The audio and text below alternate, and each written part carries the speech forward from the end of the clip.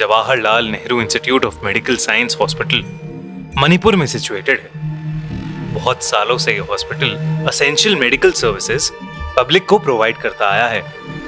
पर इस हॉस्पिटल के बारे में बहुत सी अफवाहें हैं जो अब धीरे धीरे बढ़ती ही जा रही हैं, और इन अफवाहों की माने तो ये जगह हॉन्टेड है। कहा जाता है कि यहाँ गायनाकोलॉजी डिपार्टमेंट और उसके पास वाले वॉशरूम्स और कॉरिडोर रात के समय में सेफ नहीं है। ऐसी ही एक रात को नर्स अनंता, जिसने JNIMS हॉस्पिटल हाल ही में ज्वाइन करा था, रात को गायनाकोलॉजी डिपार्टमेंट में एक पेशेंट को अटेंड कर रही थी कि तभी अचानक से उसे कॉरिडोर में किसी के रोने की आवाज आई। उसने सोचा कि इतनी रात को कौन रो रहा है, तो वो कॉरिडोर में जाकर चेक करने लगी। उसे कॉरिडोर में भी रोने की आवाज तो आ रही थी, लेकिन उसे कोई दिख नहीं रहा था। उसे ये सब बहुत अजीब लगा, तो वो कॉरिडोर में इस आवाज की ओर बढ़ने लगी। वो कॉरिडोर के एंड तक पहुंच गई, लेकिन पूरे कॉरिडोर में किसी इंसान का कोई नामो निशान नहीं था। अनंता घबराने लगी थी क्योंकि आवाज और तेज होती जा रही थी और वहां कोई भी नहीं था।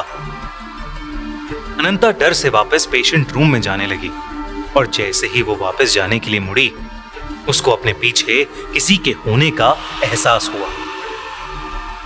उसे लगा जैसे उसके पीछे कोई खड़ा है, लेकिन इससे पहले अनंता कुछ कर पाती, अचानक से उस कॉरिडोर की लाइट्स फ्लिकर होने लगी और उसके अगले ही सेकंड वो फ्लिकर होना बंद हो गई। अनंता को एहसास होने लगा कुछ तो जरूर कुछ अननेचुरल हो रहा है। रोने की आवाज बढ़ती गई, और जैसे ही अनंता ने पीछे मुड़कर देखा तो एक औरत पेशेंट के कपड़ों में वहां जमीन पर दीवार की तरफ मुड़कर बैठी हुई दीवार को रोते रोते स्क्रैच कर रही थी। वो बार बार बस यही बोल रही थी, मेरे साथ गलत हुआ मेरे साथ। ये देखकर अनंता एकदम सुन्न पड़ गई थी, जैसे अनंता की बॉडी ही फ्रीज हो गई हो। अनंता को समझ नहीं आ रहा था कि अचानक से उसके साथ ऐसा क्या हो रहा है, और उसके सामने वो लेडी पेशेंट कौन है और ऐसे क्यों बिहेव कर रही है। अनंता ने उस पेशेंट के करीब जाने का सोचा, और तब अनंता ने देखा कि उस औरत के शरीर के नीचे का हिस्सा खून से लथपथ था। जैसे ही वो औरत अनंता की तरफ मुड़ी, अनंता के होश उड़ गए। उस औरत के हाथ में एक मरा हुआ बच्चा था,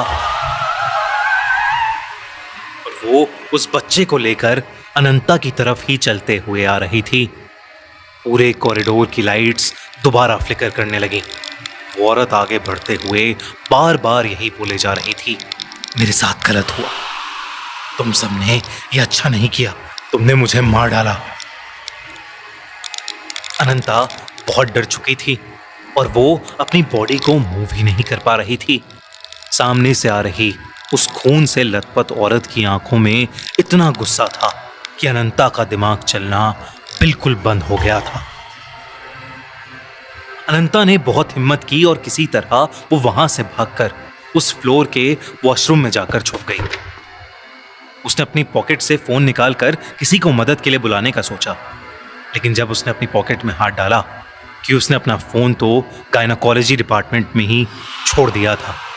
वो रात अनंता काफी देर तक अकेली ही उस वॉशरूम में डर के मारे छुपी हुई थी।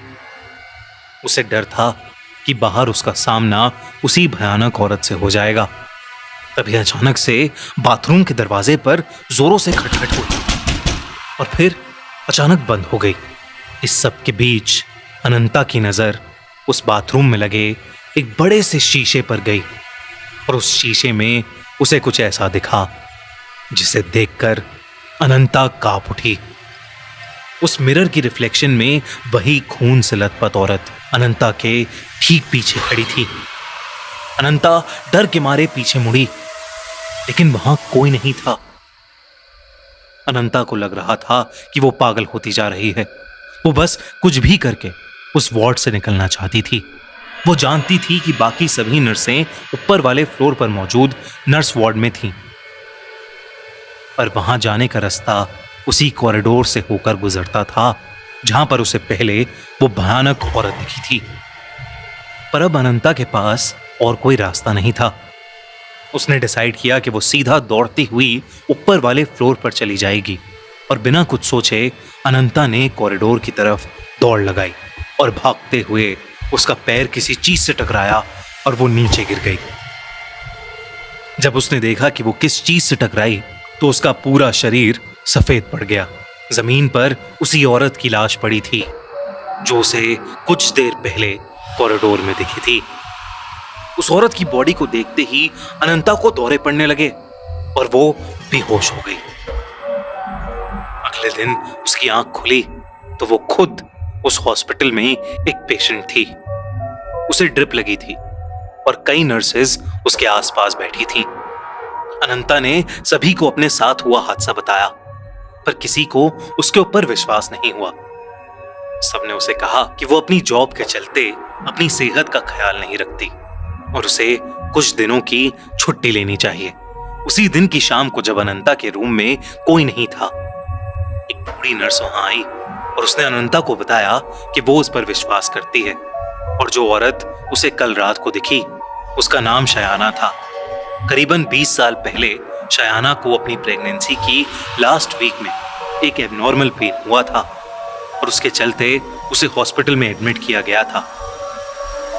प्रेगनेंसी में कॉम्प्लिकेशंस के चलते डॉक्टर्स ने शयाना की फैमिली को बताया कि उनके बच्चे या शयाना में वो किसी एक को ही बचा सकते हैं।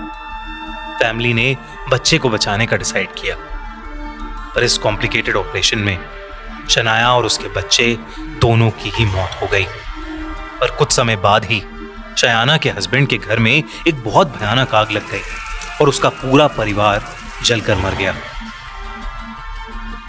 उस दिन के बाद कई लोगों ने शयाना की आत्मा को देखा है।